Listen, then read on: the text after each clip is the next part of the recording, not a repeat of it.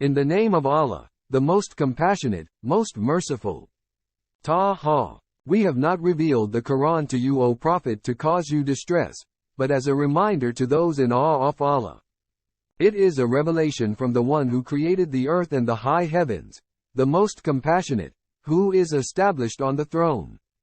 To him belongs whatever is in the heavens and whatever is on the earth and whatever is in between and whatever is underground. Whether you speak openly or not, he certainly knows what is secret and what is even more hidden. Allah. There is no God worthy of worship except him. He has the most beautiful names.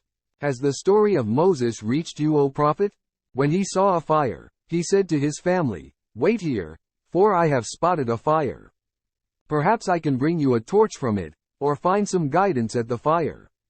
But when he approached it, he was called, "O Moses, it is truly I am your Lord. So take off your sandals, for you are in the sacred valley of Tuwa. I have chosen you, so listen to what is revealed.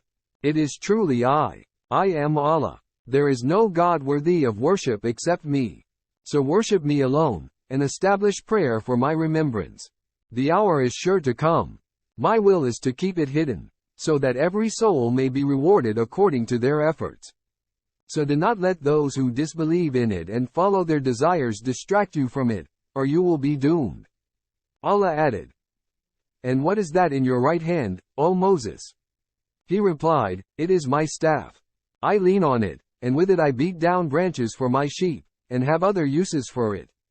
Allah said, "Throw it down, O Moses." So he did. Then, behold, it became a serpent, slithering. Allah said, "Take it, and have no fear. We will return it to its former state. And put your hand under your armpit. It will come out shining white, unblemished, as another sign. So that we may show you some of our greatest signs. Go to Pharaoh, for he has truly transgressed all bounds."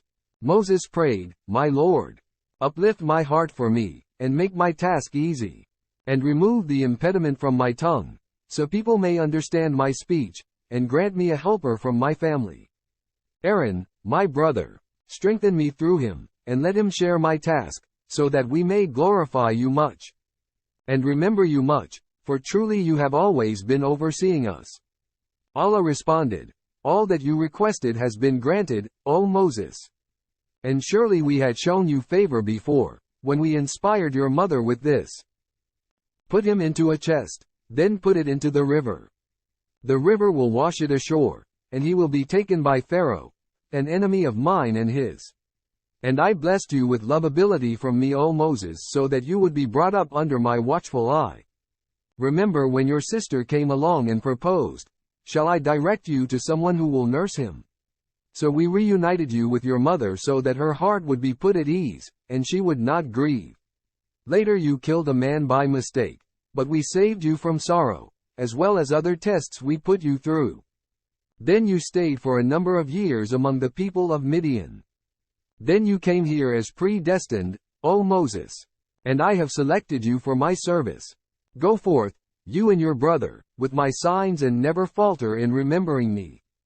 Go, both of you, to Pharaoh, for he has truly transgressed all bounds. Speak to him gently, so perhaps he may be mindful of me or fearful of my punishment."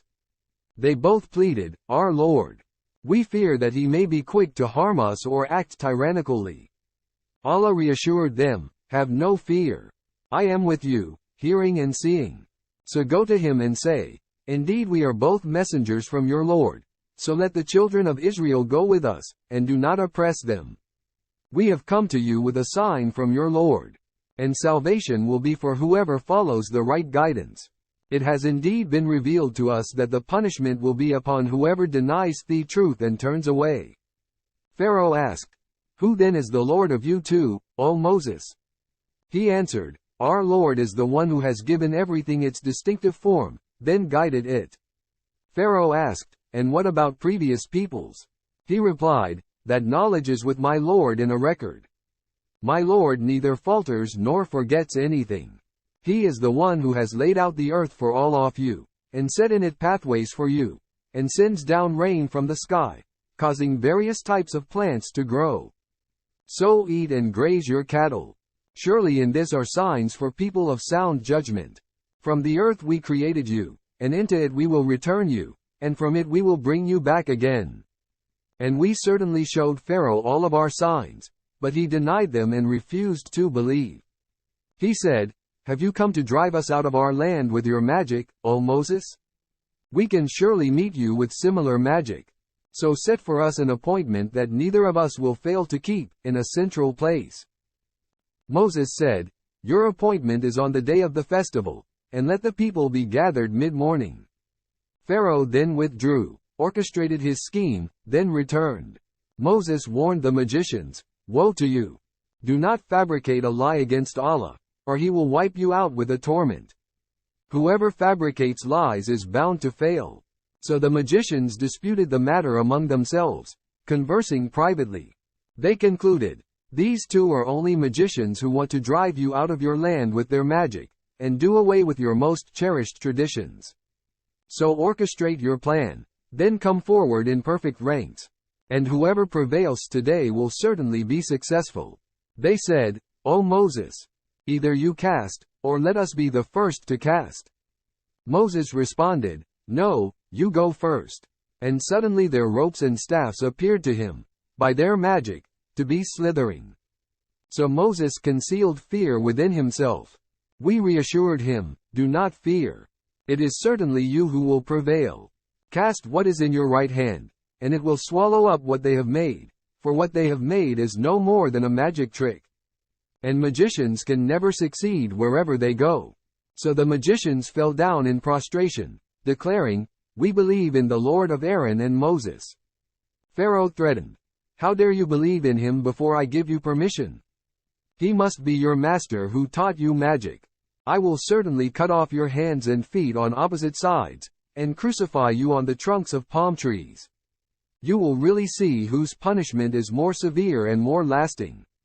They responded, "By the one who created us, we will never prefer you over the clear proofs that have come to us. So do whatever you want. Your authority only covers the fleeting life of this world.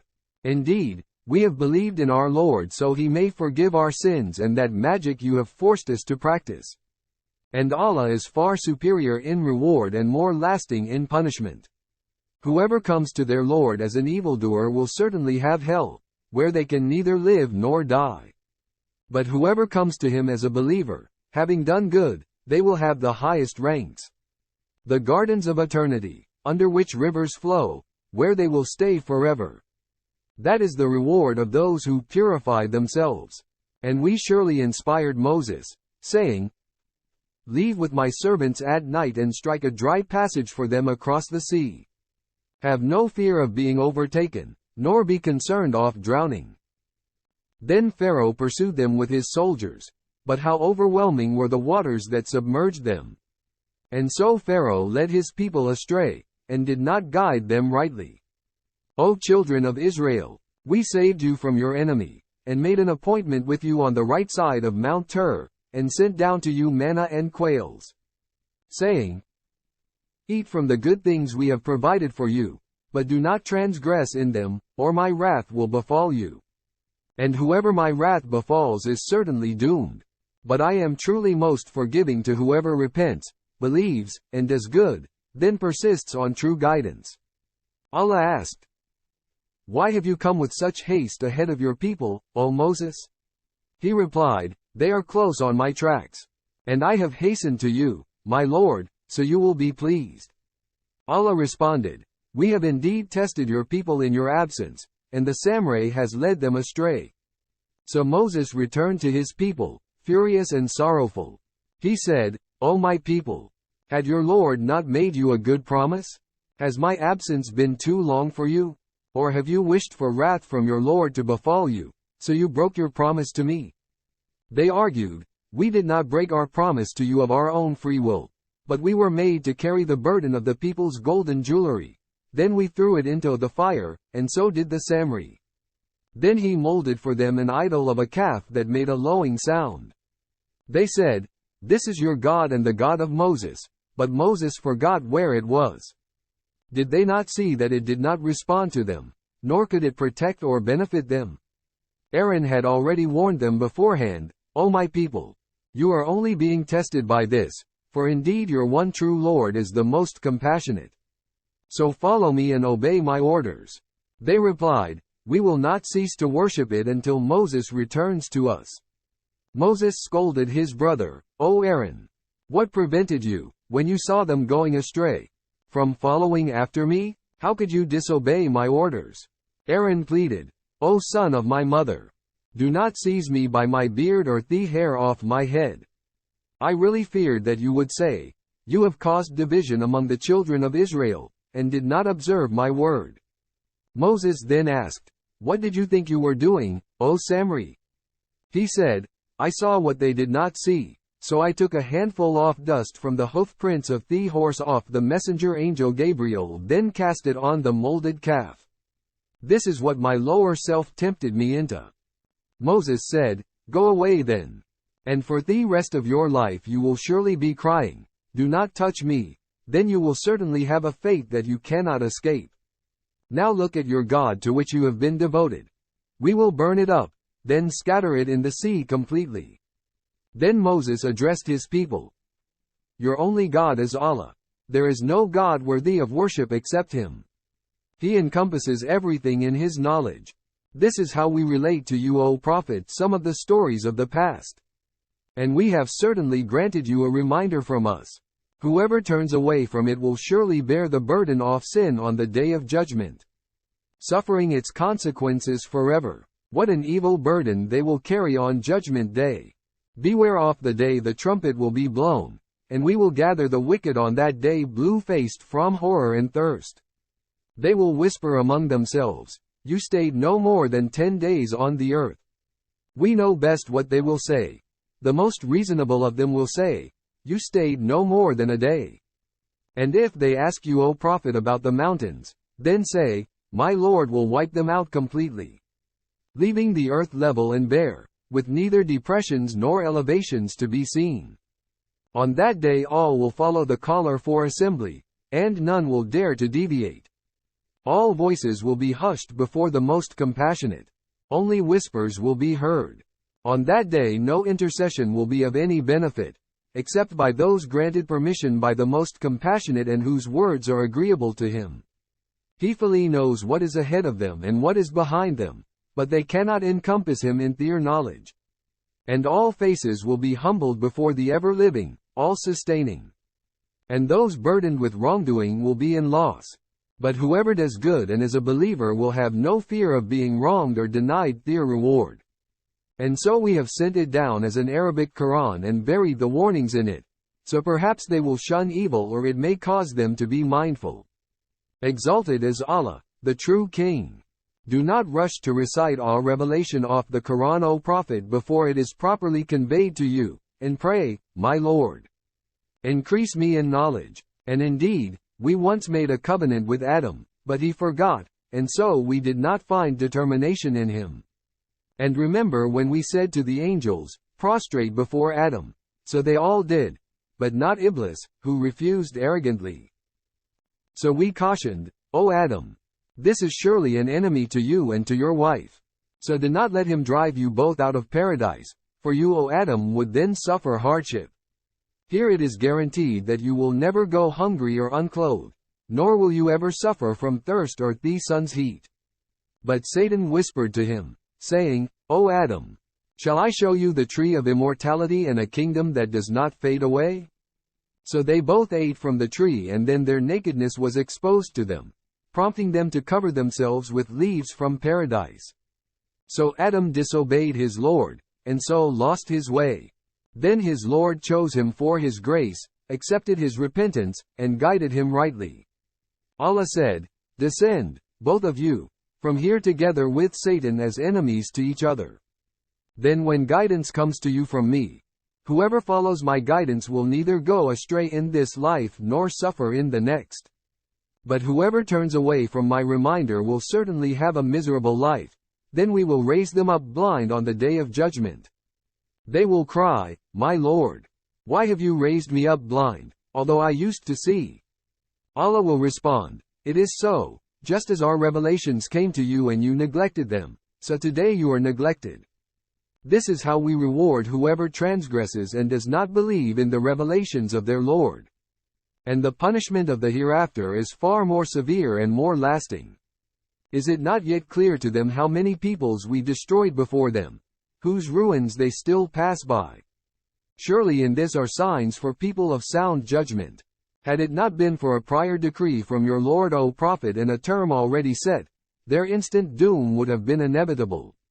So be patient, O Prophet, with what they say, and glorify the praises of your Lord before sunrise and before sunset, and glorify him in the hours of the night and at both ends of the day, so that you may be pleased with the reward. Do not let your eyes crave what we have allowed some of the disbelievers to enjoy, the fleeting splendor of this worldly life, which we test them with. But your Lord's provision in the hereafter is far better and more lasting. Bid your people to pray, and be diligent in observing it. We do not ask you to provide. It is we who provide for you. And the ultimate outcome is only for the people of righteousness. They demand, if only he could bring us a sign from his Lord. Have they not already received a confirmation of what is in earlier scriptures?